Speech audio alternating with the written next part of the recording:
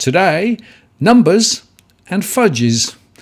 The DFA Daily to the 28th of October 2020.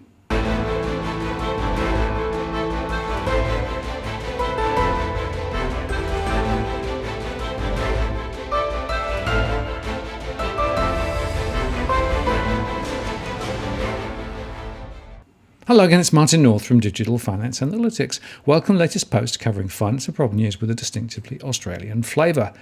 As reported by Mortgage Business, Wayne Byers, appearing before the House of Representatives Standing Committee on Economics Review of Financial Regulators last Friday, the 20th of October, walked the committee through a timeline of discussions it conducted with the government before the Treasurer announced the proposal to scrap responsible lending laws from the National Consumer Credit Protection Act, the NCCP. It appears that while some ASIC commissioners first learned about the proposals to scrap responsible lending laws after it was announced, APRA knew about the move in August, and the Treasurer consulted Wayne Byers as to his opinion. APRA first learned that the federal government was pondering changing responsible lending obligations and was considering the options available to them back in early August, according to APRA Chair Wayne Byers. The government has said it hoped the reforms would simplify the credit processes by shifting from a lender beware model to a borrower responsibility model, and that could reduce risk. Well, risk of course to the banks, but it increases the risk to borrowers. Noting that the merits of responsible lending obligations have invited robust discussions over many years between the Prudential Regulator, ASIC, the Reserve Bank, Treasury and the Council of Financial Regulators, Wayne Byers addressed the committee's queries about when APRA first learned about the government's intention to propose the scrapping of the laws. I think, he says, we learnt in early August that the government was thinking of making changes and was considering what options might be possible. I spoke with the Treasurer Josh Frydenberg directly in early September, where he asked me my opinion on a couple of options. And then obviously closer to the budget, a few days before the budget, I spoke with the Treasurer again and he confirmed what his position was. However, when asked by the committee if APRA provided any policy or impact analysis of the proposed changes, for instance, its impact on low to middle income households, Byers said APRA did not provide advice on that. And when questioned on whether APRA informed the Treasurer that winding back the responsible lending laws would be in contradiction with the Banking Royal Commission's recommendations on the matter, Byers said they did not do that. No, I didn't do that. I think he, the Treasurer, is very aware of the Royal Commission's recommendations, Byers said.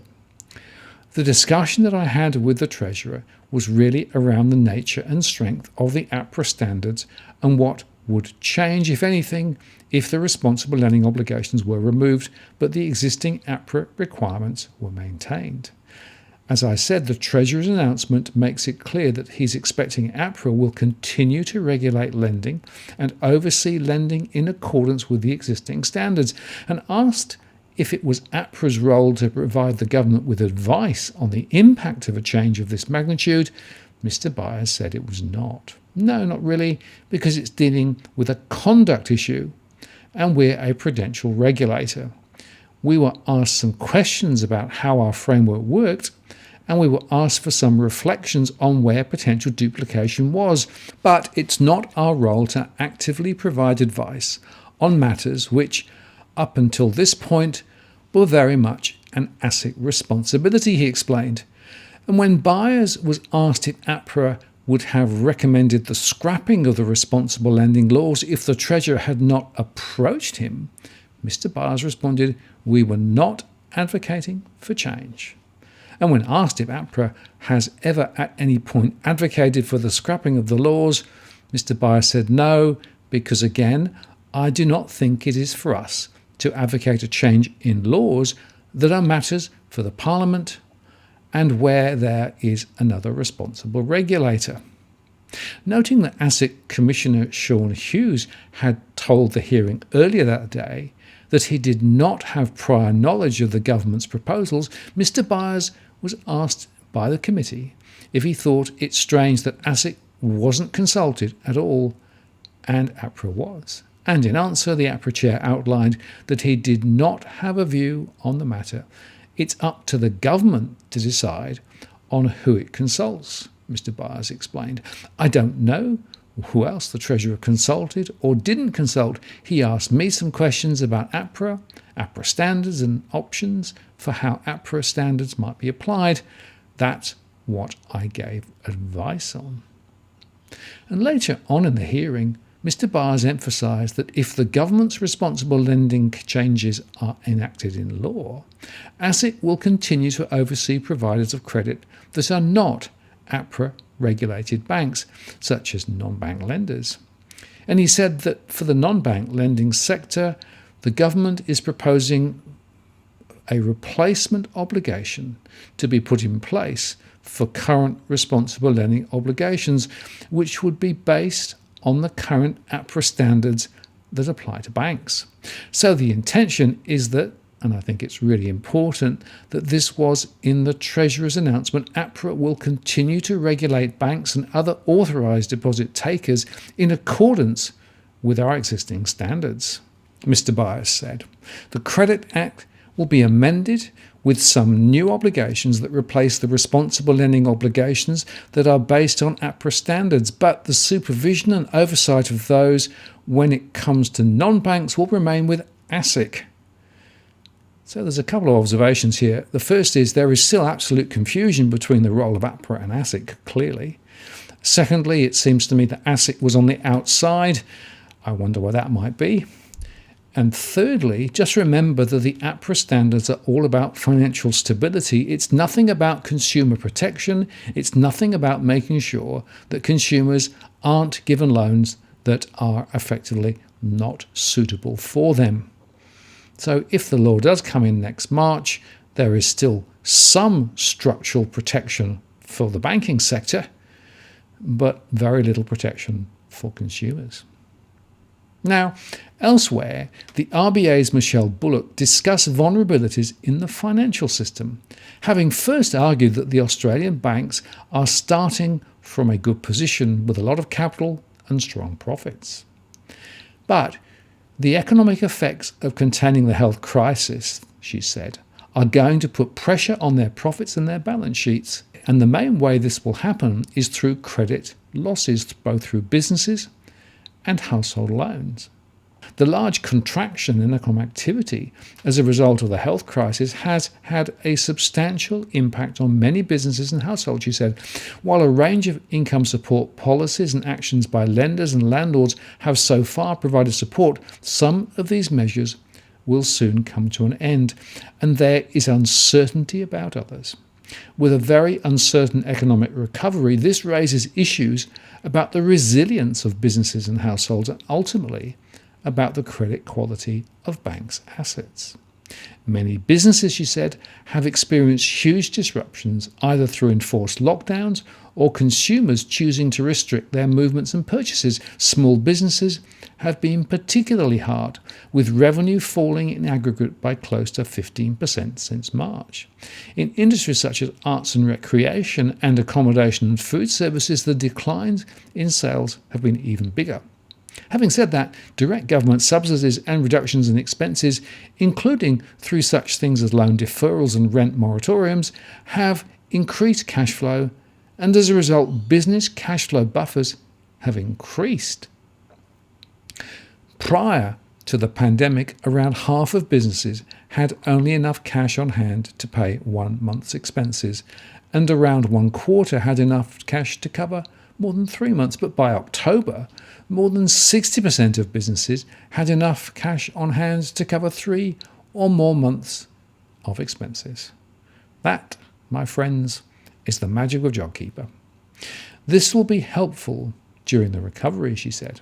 Furthermore, the vast majority of companies went into the pandemic and resulting recession reasonably well placed in terms of debt and their ability to service it.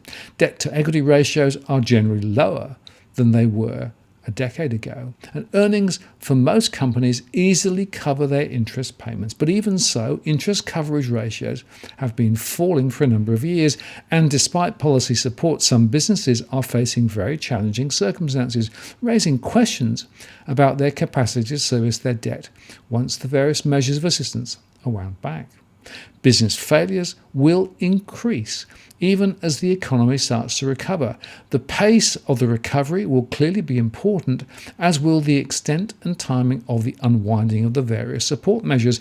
Business failures are currently much lower than usual because of income support, loan repayment deferrals, and temporary insolvency relief. But this can't last, and the RBA expects to see failures rise. Survey evidence suggests that around a quarter of small businesses that are currently receiving income support will close if support were removed now and trading conditions had not improved. While not all business failures will result in losses for the banks, it will have an impact on banks' balance sheets, she said. One area that is of particular concern is commercial property. The retail sector was already dealing with long-run structural changes prior to the pandemic, with retail vacancies on the rise. This has accelerated with the onset of the pandemic, particularly in central business district retail. Similarly, there is uncertainty about prospects for rental demand for CBD office property, particularly in Sydney and Melbourne. In both cities, there is substantial new supply coming onto the market, and vacancy rates have already started to rise. Commercial property prices could experience sharp falls in this environment, putting pressure on investors that had borrowed to invest in such properties. While banks do not have a large direct exposure to commercial property, impairment rates are indeed likely to rise. And she said households have also been impacted by the pandemic-induced recession. Prior to the onset of the pandemic, household debt in Australia was already at a high level. Provided households have an income to support servicing the debt, this is not a problem, she said, but the onset of the pandemic-induced recession raises the possibility that some households will be unable to meet their repayments because their incomes have fallen, and so banks will experience an increase in non-performing loans. Some households have experienced significant falls in labour income due to job losses, reduced working hours, and lower wages. For those affected, however, cash flows have been underpinned by government income support policies, loan repayment deferrals, and low interest rates. And in addition, there have been around 4.5 million approved requests for early releases of superannuation, totaling around $34 billion, or around 10% of household income. Combined with falls in consumption, she said, this has resulted in a substantial rise in savings by households used to pay down debt or build deposits. And this has been the case for renters, owner-occupiers, and outright homeowners. But one point to note, however, is that this is the aggregate story. The distribution of the savings and debt matters. Not all households will have been able to increase savings and will find themselves in difficult circumstances. These buffers, along with continued support from fiscal measures, will provide enough support to most households to resume payments on their loans. At the peak in June, around 8% of housing loans were on deferred payments. Many of these deferrals ended in September and October, and payments have recommenced, she said. There is still, however, a significant minority of households that are seeking to remain on deferred repayments. Many of these loans are higher risk in that they tend to have higher loan-to-value ratios, or are held by people who work in industries particularly at risk from the current health crisis. Non-performing loans to households, which had already risen over the past couple of years, are expected to continue to rise over the coming months. The impact on bank balance sheets of the rise in non-performing loans will depend, she said, on whether the value of the property is enough to cover the outstanding debt. That is, whether the borrower is in negative equity. If a loan is in positive equity, then the borrower has the option of resolving the situation by selling the property and repaying the debt. And only a very small share of loans are currently in negative equity, which suggests that losses to the banks on housing loans will be limited.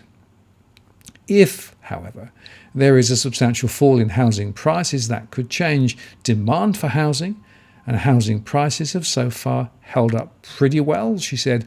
Most of the demand is coming from owner-occupiers, supported by low interest rates and government grants for new housing. But with population growth forecast to remain weak for the next year or so, and an uncertain economic recovery, it is possible that conditions could weaken, at least in some cities, and price falls could be exacerbated by housing investors who, seeing vacancy rates rising and rents falling, decide to sell.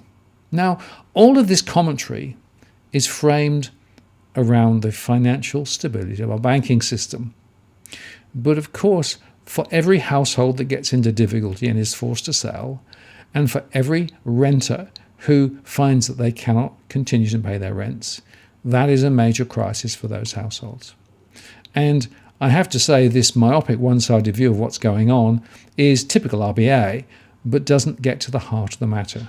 But they are right on this, that you have to get granular and understand which households are actually in difficulty and the shape of that difficulty. One reason why our surveys are becoming ever more critical. We'll be updating them again next week. And finally, the Consumer Price Index rose 1.6% in the September 2020 quarter, according to the latest data from the Australian Bureau of Statistics. The September quarter rise followed a record fall of 1.9% in the June 2020 quarter, when childcare was free and petrol prices fell 20%. In the September quarter, childcare fees returned to their pre-COVID-19 rate, having been free during the June quarter. This was the biggest contributor to the CPI rise in the September quarter. Excluding the impact of childcare, the CPI would have risen just 0.7%. Significant rises were also recorded in the September quarter for automotive fuel at 9.4%, following a rebound in world oil prices, and preschool and primary education at 11.1%, with before and after school care no longer being free. Other notable increases in the September quarter include furniture up 6.4%, major appliances at 5.3%, and small appliances at 5.8%. Strong demand and supply shortages led to price rises and less discounting for many household durable goods. And measures of underlying inflation were less impacted by the rise for childcare and automotive fuel, with the trimmed mean up 0.4% and the weighted median up 0.3%, both recording a lower quarterly movement than the CPI. The annual inflation returned to positive territory, rising 0.7% in the September quarter. This followed negative annual inflation for only the third time in the 72-year history of the CPI of 0.3% in the June quarter.